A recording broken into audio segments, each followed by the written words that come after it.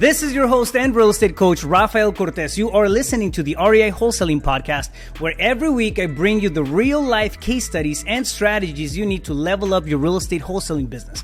If you haven't done so yet, go to reiwholesaling.com. Again, that's reiwholesaling.com. Sign up and get free access to your Wholesaling 101 course. This free training teaches you step-by-step everything you need to close your next wholesale deal and start making big money now. Fam, what's up? We are back on the REI Wholesaling Podcast. We have Ethan Manoils. This guy is out of Chicago, right? So check this out. He started wholesaling when he was 17 years old, right? Yeah. You're now 20 years old. You're somewhat of a veteran now. You've done over 100 deals at this point. I mean, you have a very, very solid trajectory now in wholesaling. I mean, you started buying properties. You were buying properties, 3 to 5 properties a month right now, doing some hotel stuff and fixing flipping and more so on the wholesale side. Kind of cherry picking those good flips. So yeah, exactly. I mean, it's incredible, dude. 20 years old. I know, like I was not. My mind wasn't there. I was in a different space. You're working on a deal right now that's close to $80,000, and it's a hotel. Type of deal. So it's pretty cool. First off, I wanna pick your brain and find out, how did you break into the industry, right, when you were 17 years old, and kind of take it from there. I mean, right now you're part of the Wholesaling Business Blueprint program as well, but so I've seen you kind of develop through the last couple of years. However, the origin story is always interesting.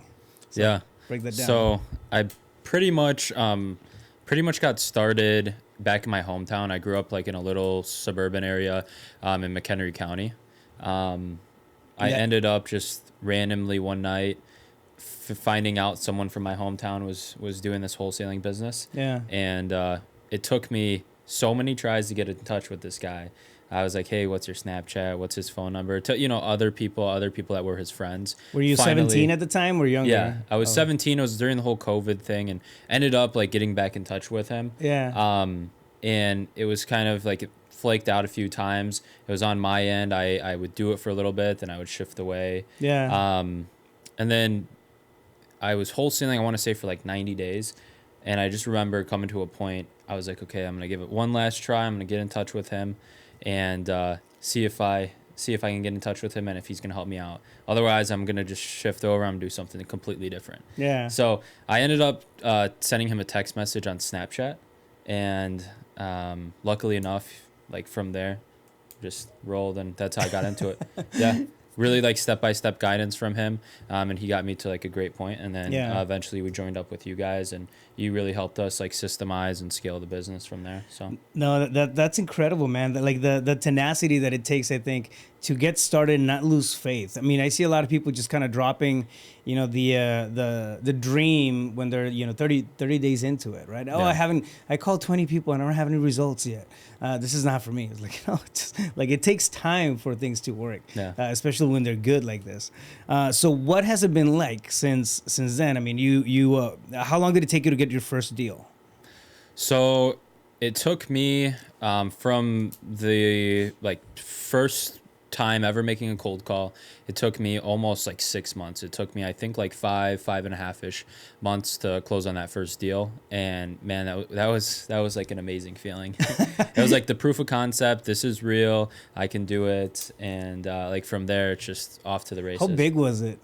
It was tiny. I think it was like $7,500. Tiny $7,500 bucks. That's how much money people make in like 3 months. Right? Yeah, well, I mean, it was over 5-6 months, but yeah. No, yeah, but it's interesting. It's always interesting to me to come back and then do a I don't know, just an awareness, right, of where we start, and then we start looking at deal sizes and revenues and that sort of thing. But just it's something very important when you get proof of concept of what you're doing. I think everything changes. Yeah. Like we start believing this thing, and then it hits us like, oh shit, I can do this all over again. Yeah. Right. I mean, all I got to do is pick up the phone, make some contacts, have some conversations, work some numbers, and then get $7,500. Exactly. So yeah, no, it's pretty interesting. And then you got to a point where you're, well, I mean, walk me through it. So you go through your first deal, takes you 6 months, you get that under your belt, and what happens next? Like, how long did it take you to jump to the next deal? And Yeah. So first deal, I got through it. Yeah. I thought that it was going to be nice and easy. Yeah. The second time through, I was like, okay, I've got it all laid out. Yeah. I need to hit these KPIs, just like kind of randomly putting numbers on my whiteboard. Yeah. And kept calling. Took us another like 2 or 3 months. So that deal, it was like $6-7 grand. So still, another relatively smaller one to like our average deal size. Yeah. But like, again, kept like being persistent with it and pursuing that second deal. From there, I did like a handful of other deals, kind of spread out month to month.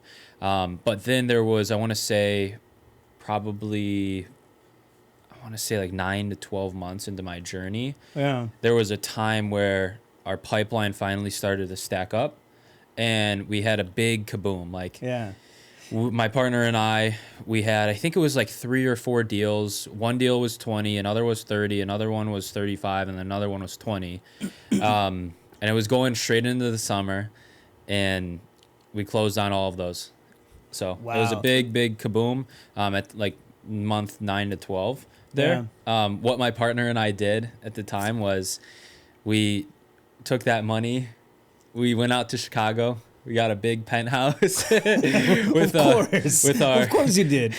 with our mentor, because at the time it was just like him and I. We were just calling, having conversations, making offers, and we didn't really have like thoughts to make this a business. Yeah. We got out to Chicago and we're like, dude, like I want to do all this other stuff. Yeah. And Shiny objects. all the shiny objects.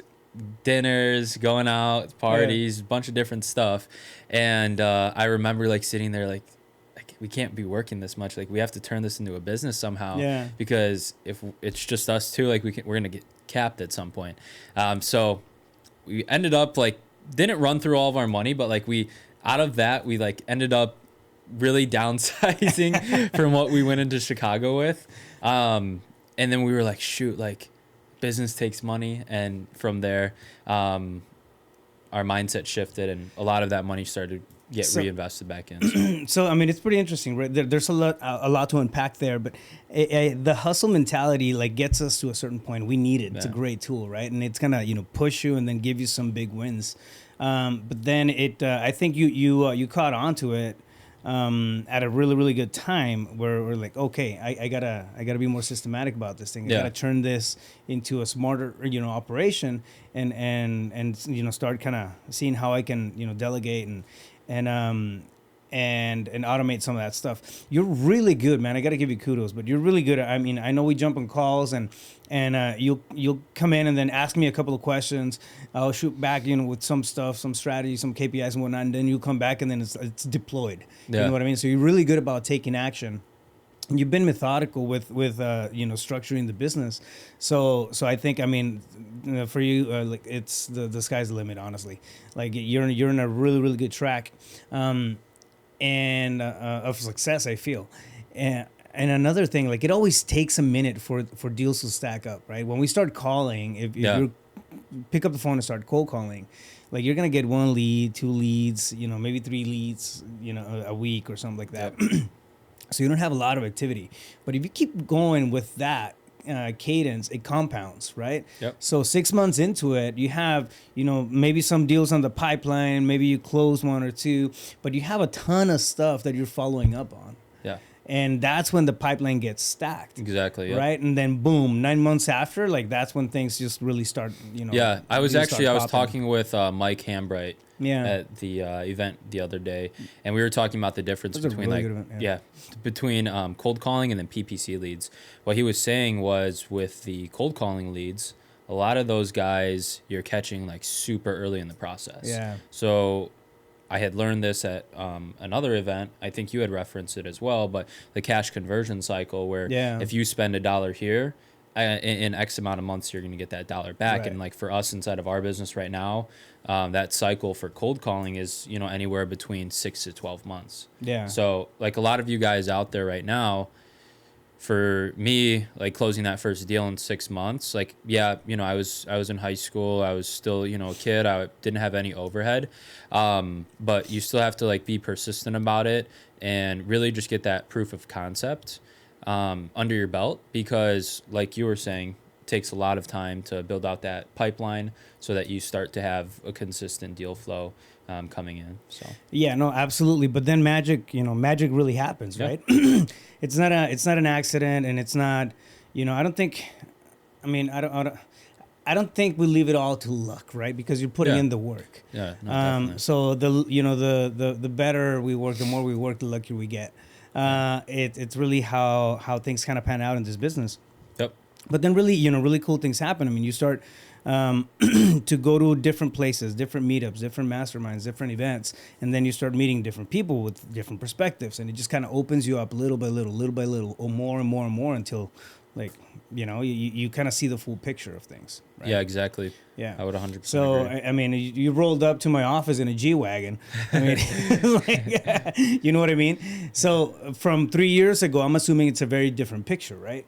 Yeah, definitely. When you got started, so very, very different. Like you had said, and like I feel like we can't really express this enough, but I forget the analogy that I use when I'm talking to other people, but you're literally walking into a brand new business, and it's not like you're walking into Allstate or one of these big corporations where they're going to say, hey, you're going to close a deal in the first 2, 3, 4 weeks. Right. Like, you're walking into a brand new business, getting these cold leads, and you have to nurture them over time to eventually convert them. And like, a lot of people just getting started off, or even in the middle of their journey, need to understand that. Yeah, and to that point, I mean, I know you've spent full days, 8-10 hour days on the dialer, just pounding the phones, like doing the not sexy thing. Yeah. You know what I mean? Yep. Like, to get to a point where you're performing and you're actually pulling stuff in. Yeah. I mean, you gotta dig the trench work. And at the end of the day, like when you're in the role, it's all about how many calls can you make, how many conversations can you have. The more leads you generate and the more offers you're gonna make, the likelihood of you closing on a deal is gonna go up. Right. Like, we all have our KPI set. Obviously, just getting started off, it's gonna be a little different, but more offers equals more contracts. 100%. So walk me through one of the craziest deals that you've done so far. So how the lead was generated, how you negotiated the deal, what happened, revenue. I want to say the last craziest one was the one that we had talked about. Yeah. Last podcast. So I'll do a different one. This is like a little bit of a newer one. But this lead had just come into the pipeline. I believe it was a cold call, or it was inbound lead, one or the other. Yeah. One of the guys we work with ended up qualifying the lead. We sent somebody out there to take a peek at it.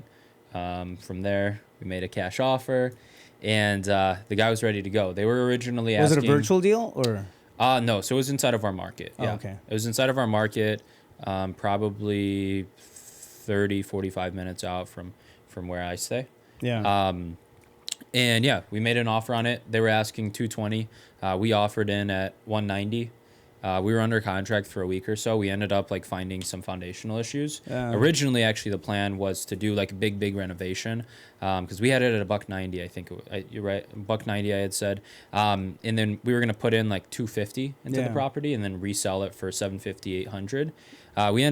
We weren't able to like secure all the funds on it, just because our lender would have had to take a second position mortgage on it, or a second position loan. So they didn't want to end up doing it. So we closed on it, listed it, and we're under contract right now to sell that at $280. So from $190 to $280? Yeah. Wow. Or not $280, $260. $260. Sorry, yeah. Cool. So you rip on that, your profit on that is going to be $80K. Yeah. Yeah. That's wholesale slang, right? Like, what's your rip in that deal? What's your spread in that deal? That's awesome, dude. $80K on a single deal. You're not doing anything to the property, basically taking it down and then doing a hotel thing, cleanup type. I mean, we didn't even clean it up. We ended up just getting cash buyer out there. Yeah. They made an offer and we're under contract. EMD submitted. It's all. It's amazing what a couple of phone calls will do, right? Yeah, seriously.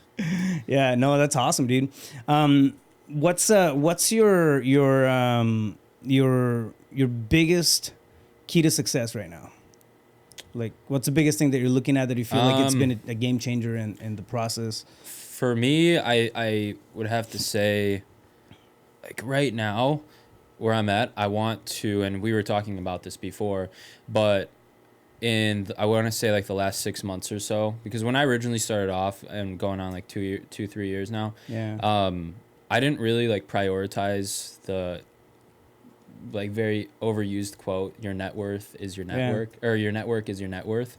And that's something like one of my bigger goals definitely this year is getting around like higher level people, learning from them, because there's really like you can't put a number on like a relationship with somebody, because when I first got started off, like those guys, I can't put a number on them. You know what I mean? Like it's unlimited now from there. There's no other investment like it. So that's going to definitely be like one of my bigger focuses. Obviously we came out here. We met Brent Daniels. I had met, who else was here? Max Jimenez. Yeah. You're out here, Max, obviously. Mike was a big one. Ended up getting into his mastermind. Oh no, you didn't meet Steve, right? I didn't. Missed no, Steve. I missed Steve. Yeah. So a little context on that. I had a workshop in my office 2 days ago for my students. So I had a bunch of students kind of flew into town. We had a pretty good stacked day of just coaching, training, and systems and all that stuff. And I brought in a couple of my friends in there, so that was pretty fun. Yeah, that was awesome. Yeah. You definitely have like some killer connects to. I mean, these guys, man. So. These guys. # my friends are better than yours. No, but it was really fun, and it's. I think it's all about. At the end of the day, we're problem solvers, right? Like we come in, we're problem solvers, and by that token, we're collaborators. Yeah. Because it's really hard to try to solve all the problems by ourselves. So what happens? I mean, you get into a place where you have the culture and you're building that up. Everybody wins. Everybody makes money. If that guy hadn't helped you, I'm assuming you like the original guy that helped you get started in wholesaling. I'm assuming he made money with you guys. Yeah. So I mean, it's becomes a win-win, right? But yeah, right now, like, what are your key marketing strategies, or like what are you leveraging more? In terms of heavy operations? On the cold calling. Yeah. And then we're turning up on the PPC right now. Like those leads are pretty crazy, but a little more expensive. Yeah, that's the thing. You're gonna spend either elbow grease or money, right? But there's gonna be an investment somehow, some way, for sure. PPC leads they're amazing leads. What I did, and I think I told you this on one of the coaching calls, but I pulled back from cold calling. This was last year. I pulled back from cold calling, and I got super excited about SMS when it was like the new thing, the new chick on the block. And I got super excited about SMS, went all in on that, and then they started red flagging all kinds of stuff. They started spam, just did its thing with SMS, and our lead count went from, I don't know, like 80 to, we were at an average of 80 to 120 leads to like 5. Are you still pushing a lot of SMS right now? Yeah, but now it's a bolt-on strategy. So we still so I went back to cold calling, built the cold calling, and I vowed that I would never break that bond again. That's our backbone marketing strategy, right? Just reaching out to people, having conversations. At the end of the day, like, that's what we're looking for. But it doesn't mean that we can't bolt on other stuff, right? You got to have the revenue, though. You got to have the revenue if you're going to bolt anything else on, and then you got to have the way to catch, the leads that come in. Yeah. You can't. Follow up is key. You can't expect to close anything on the first call. Yeah.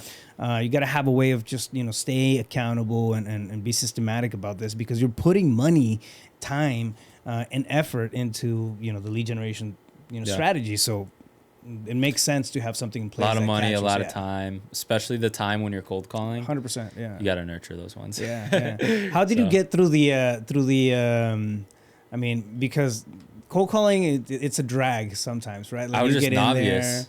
I didn't know what I was doing. You just pick up the phone and automatically was like... Yeah, if I came from like Jordan Belfort's office in New York on the 30th floor in a nice suit every single day to cold calling these leads, like, dude, it would probably be a tough transition. But as a 17-year-old kid in my mom's house, just ripping the dialer, I didn't even know how to work Mojo.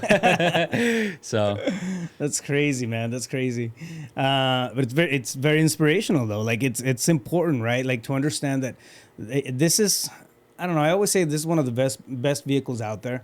to generate wealth, right? And it's like the gateway drug to everything else when it comes to real estate investments and profits, right? Because you start doing this, you get this stuff down. It's really, I mean, it's really a money machine, and you can generate revenue. That revenue.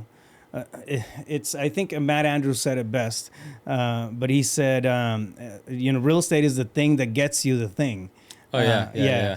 And this is a great way to get into it. So if like the dreams and aspirations are to, I don't know, be something else, a musician or something, like start wholesaling, you're gonna get some money and then pay for recording studios, that sort of stuff. But I think it opens up the world of possibilities, to, especially when you're that young.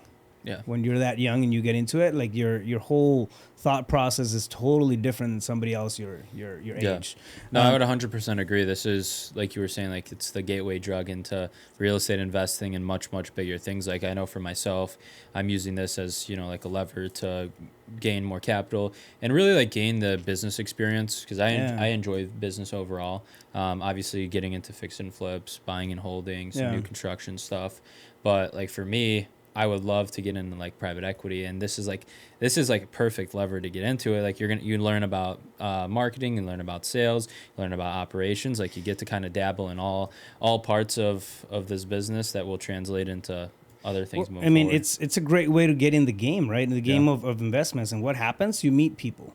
You meet people who are, I don't know, maybe we're in chapter 2 or 3, and then these, people have been in the game for 30, 40 years, and they're in chapter 30. Yeah. So you're going to, borrow experience from other people. You have talents that other people don't have, right? So we, collaborate and just kind of elevate everybody. Like it's incredible what happens when you tap into a space like the one we're in.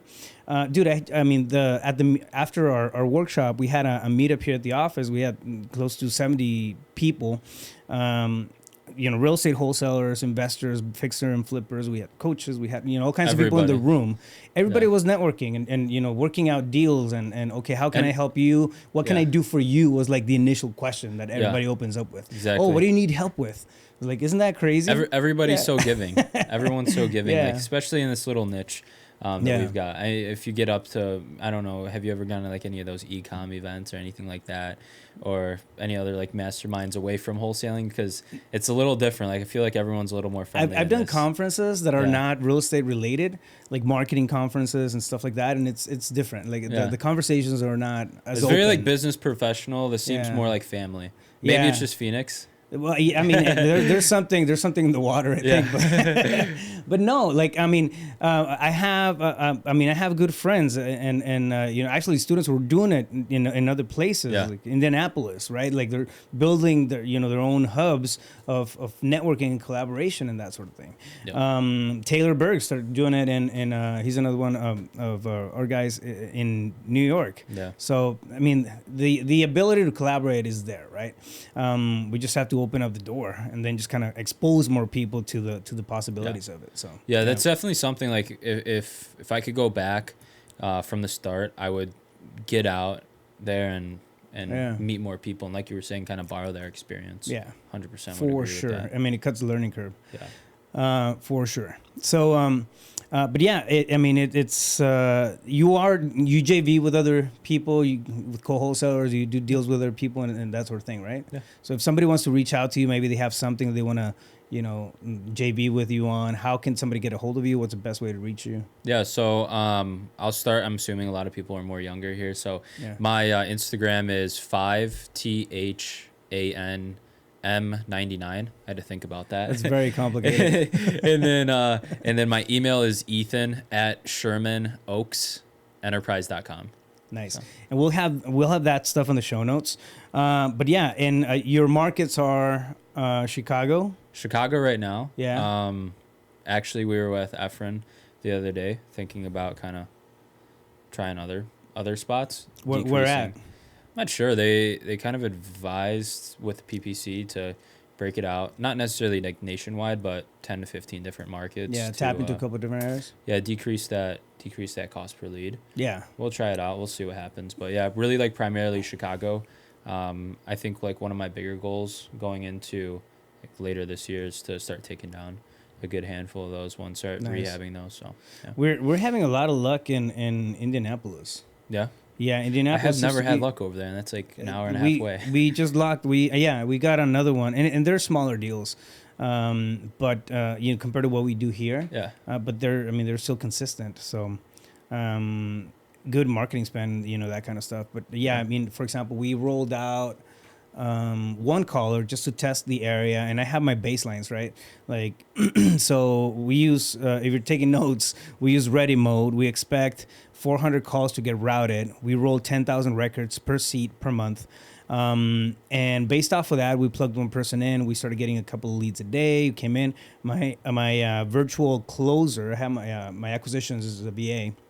He came in and he locked, I think, 4 deals in the second week, another one on the third week, and 2 more, I think, last week. I think we had another one come in yesterday. But from Indianapolis area, Gary, Indiana, too. And again, the deal size is smaller, but we're looking at 8K, 10K, 14K. Yeah. We on those first 3 that we closed off, the we were at 22K.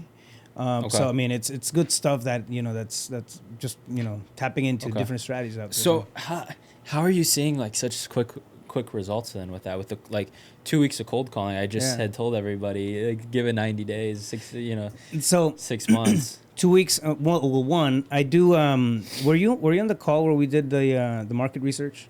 No, okay. I wasn't. No. So mistake number 1. No, so on the coaching call, I did a breakdown of how we do market research. There's a couple of things that I'm looking at, right? So I'm looking at absorption rate, I'm looking at cash buyer ratios, and I do comparative market analysis in different areas to see where we tap into. That's how we ended up with Indianapolis. So the absorption rate in Indianapolis was 16%. So if you're between 15 and 20, it's a decently balanced market.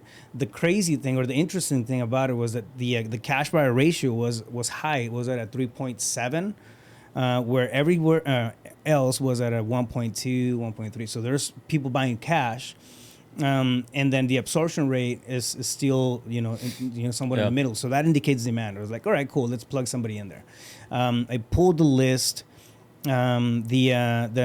So there's this one list in particular that we set up the filters for, and that's the one list that we tackle on a regular basis. And I broke that down too on the coaching call. But we pulled that particular list. There's some certain filters that we go after, and end up with this niched out list. That's the one that we sent out. And 10,000 records, we started hitting those, and then they came in.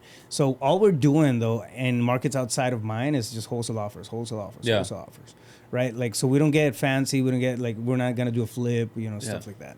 And, I mean, it was really kind of to test the waters. And, yeah, we bought 3 properties for like $2,500, right?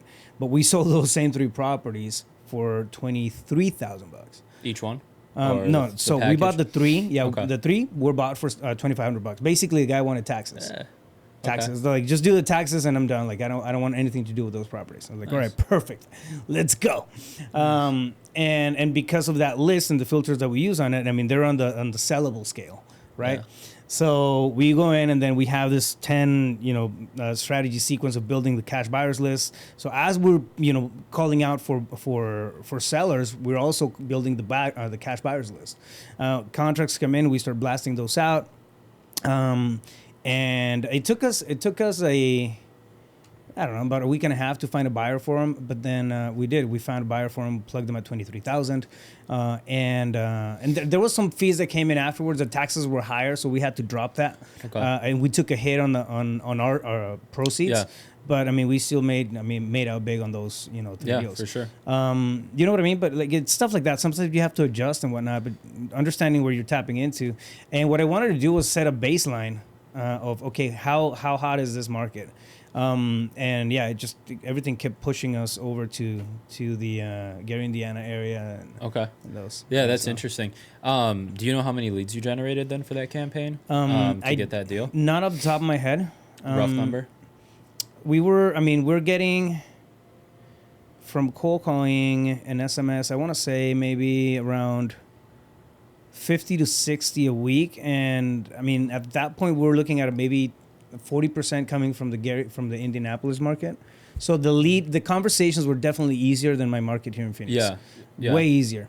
You would call people and it's like, wait, you want to make a cash offer? Yeah, those especially, I want to say like the Midwest, especially like Chicagoland area. Yeah. I was talking to another marketing guy that does more cold outreach, SMS, cold calling, and he was saying like Chicago, Indianapolis, I think he even said Michigan too. Like everyone just wants to sell their house. Yeah, yeah. They're a lot easier to talk to when it comes to offers and whatnot. I mean, we just got to work, virtual, right? Like we've never seen those properties. It's not like I sent anybody out there. We're doing absolutely virtual on that, so that's a different take on that strategy. But yeah, the conversations were easier. Our lead to record ratio was higher, and our lead to prospect ratio was higher. So then, do you think that, just going back to the Gary deal there, do you think that from that deal, what really like impacted you to see a deal? Because I know a lot of people are probably, and this was like me back then, thinking like, okay, he did it in 2 weeks. Like, how can I do it in 2 weeks? Do you think that the list that you pulled had a lot of an impact, or like, what do you think made the biggest impact? I think so. I think the list has a lot to do with it, and a couple of things, right? When we're starting off, we're learning the process. Sure. We're trying to figure out the software. We're trying to figure out the dialer. Our conversations, they don't sound as confident. It's just not. It's not there yet. You know what? The skill set is not there yet. But when you've been doing it since 2009, it just it's easier, right? You take that and then you plug it. So I have this model and I plugged it. And my team has that model, so I trained them and they're like it's there. So to them it was just okay. It's just a different phone number. Right, our process was still the same. All I did on my end was change the sourcing, location of the sourcing of the leads when I was breaking down the stages, and I mean that that panned out well. We did some tweaking on generating the cash buyers, of course, but we still did that in house. Yeah. We reached out to a few people out there to JV on stuff right out of the gate because we didn't know we were going to be able to build out the buyers list. And then we're like, no, let's just go through the process again. Boom, boom, boom, boom, boom. And yeah, sure enough, I think at this point we still have less than 1,000 cash buyers in the area. But we tapped into a handful of them that are like VAP buyers at this point. They're asking us for more property. So anything that comes out in that, that we're able to generate in that area or JV in that area, like we have buyers for it now. Nice. Right. So I mean, there's a couple of things that play into it. Definitely having a system in place is it's key, right? But yeah, I mean the way that you articulate the offer, the way that you pitch, the conversation with the sellers and all that matters. Cool. So yeah, no, it's awesome, dude. Great conversation. It kind of, the podcast kind of, I got interviewed at the end, but that's fine. I see what you did there. No. But yeah, so let me ask you this, man. And like, I always ask this question because I felt like I owned the world when I was 17 years old. And I remember asking this a while back, but if you were walking down the street and you ran into your 17-year-old self, which wasn't that long ago, like, what advice would you give that kid? Oh, that's a tough question. My head goes to getting around like the right people, and I know I like referenced, so I don't want to be too repetitive, but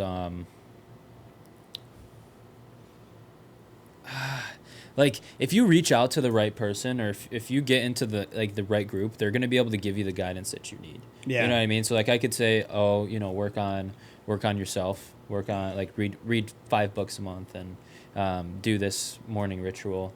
But like you're kind of just scattering all over the internet trying to figure out what to do. Whereas like if you go contact someone like you or, other people inside of the industry or whatever industry you're getting into, they're going to kind of give you like that straight line of what you need to do. Yeah, that's huge. I mean, I feel exactly the same way. It's like the information is out there, right? But it's like the analogy that I always make is like it's like a box of Legos. So you had a manual at one point, and then you got rid of the manual. You put the thing together, and then you took it apart. Now the pieces are all over the place. Yeah. Like you got to figure shit out, right? Like the pieces there, like where does it go? And I think that becomes a big challenge. And the crazy thing is too that if people don't have the the audacity, right, or the direction to put things in alignment. The drive that we have, initially it's a temporary drive. You know what I mean? Yeah. Like that motivation, it's temporary. It's not permanent. You have to come back and nurture it. So if you don't nurture the motivation with small wins, and it's all you do is adversity, eventually it's gonna wear down. 100%. Yeah, getting yourself around the right people, having the right conversations, just being aware of the mindset that you're carrying with you all the time, like that stuff matters. And then I would say also too, like the second one. So who was that? Justin Dorsett. Yeah. So he like really opened my eyes to like self-improvement, because my first year getting into this business and just entrepreneurial journey was like, I need to improve myself. I need to read X amount of books. I need to do this in the morning, this at night. I need to eat this way. I need to go to the gym, and just like taking care of myself. As I like got further into my career and like saw a little bit of success, I kind of downplayed that. And it was another one of those sayings that gets like super old. Everyone says your net worth is your, whatever. One of those. They start becoming cliches as opposed to principles. Right. Yeah. It just is super cliche, but it's true. Like, especially in this industry, right? Because you're a salesman, you're gonna be a marketer, you're gonna be a manager, you're gonna be everything. But one thing that I've been learning inside of sales very, very recently is a lot of it comes back to like who you are and like what you do on a day-to-day basis, right? Like if somebody goes out there and let's say it's an accountant. The accountant, his dog passes away, he's got to bury him. He might be sad in the dumps, but he's gonna do this. He's gonna have the same performance as an accountant. Whereas a salesman, if that dog passes away, it was his lifelong dog. Yeah. He's down in the dumps, super depressed, not working out anymore, eating donuts all day. Yeah. Like his performance is gonna dip. So really, like taking care of yourself, going out there, and morning rituals, end of day rituals. Reading books, like constantly just educating yourself, especially too, like if you don't have the financial means, like go out and get a mentorship or something like that, get around people inside of your meetup groups and whatnot, but really like tap onto that. There's free this is what I don't get, man. Like there's free meetups everywhere. Every time I can't tell you that I've been to a meetup where I didn't learn something or met somebody interesting. The one that you had here was free, right? Yeah, it's free meetup. I mean, I have fucking Steve Trang in the room, and then Mike Hambright, and like these guys are killing their game, right? And like so many other people that were in there and just willing to share, and I mean, it was just incredible. But that kind of stuff is available out there. So I mean, heck, if you're an introvert and you absolutely hate people, there's podcasts. You know what I mean? So there's so many different ways. Where there's a will, I feel like now there's a way, right? Yep. No, 100%. I would agree with you. No, Ethan, great conversation, dude. It's great having you. It's amazing to see the growth. I'm excited about what's to come. I think you're on a great track, and fucking glad to have you in the program, dude. It's gonna be amazing. We're gonna do more stuff. All right, brother. Thank you so much. Fam, there you guys have it. Stay focused. You got this. Let's go. Fam, thank you for listening. Every week I bring you the real, the raw, the mindset, the case studies, and the strategies you need to build your own successful real estate wholesaling business. So if you haven't done so yet, make sure to hit that subscribe button and don't miss out on real life experience and information that can make you millions. It's time to join the ranks of successful wholesalers and real estate entrepreneurs like the one you just heard, and take advantage of one of the biggest opportunities that we have in our lifetime to generate wealth. So go to reiwholesaling.com. Head over to my website, again, that's reiwholesaling.com, and learn how to make big profits, make big money by finding, negotiating, and closing wholesale deals from your own backyard. You've heard the stories, seen the case studies, stop thinking about it, it's time to write your own. Again, head over to reiwholesaling.com, click on coaching program, book a discovery call, have a conversation with my team, and you might get an invitation to join hundreds of students throughout the country who are leveling up on a daily basis. The writing is on the wall. Hustle is a season. It's not a business strategy. Take action, start building a sustainable and scalable real estate wholesaling business, and join the coaching program today. I will catch you guys on the next one. Talk to you soon. Stay focused. You got this.